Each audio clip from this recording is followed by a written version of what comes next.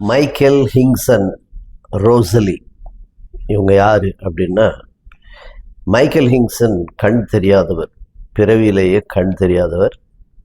ரோசலி அவர் வளர்ப்பு நாய், அவருடைய கைடுன்னு சொல்லுவாங்கல்ல, கைட் டாக், அவரை வழிகாட்டியாக அதுதான் உதவியாக இருந்தது.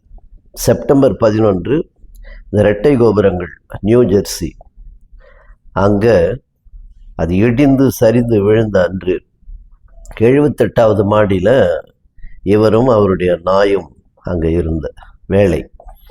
அப்போது 78வது மாடி, ஆனால் 18வது மாடியில் அது சிதைவு ஏற்பட்டு சரியுது. அந்த டைமில் நாய்க்கு தெரிஞ்சிருச்சு இது நாம் சரிந்து விழப்போகிறோம் என்பதை அறிந்து அவரை கூட்டிகிட்டு வேக வேகமாக படிக்கட்டில் இறங்கி அந்த கிரவுண்ட் ஃப்ளோர் வந்து வெளியே வந்த பிறகு மொத்தமும் இடிஞ்சு விழுந்தது.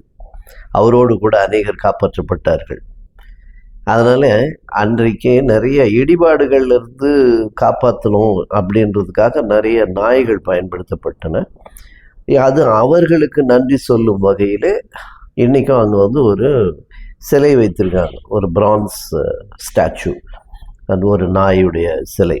ஆனால் இங்கே பாருங்கள், அந்த மைக்கேல் ஹிங்சன் அவர் ஒரு பிறவி குருடனாக இருக்கின்ற அவரை கூட கர்த்தர் காப்பாற்றினார்.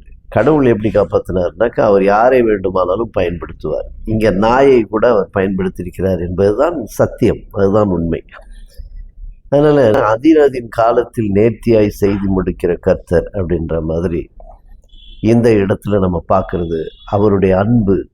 அதை நம்ம நாயின் வடிவில் பார்க்காமல் அந்த நாயை துணையாக கொடுத்த கடவுளின் வடிவில் நாம் பார்க்க வேண்டும். Thank you so much. God bless you.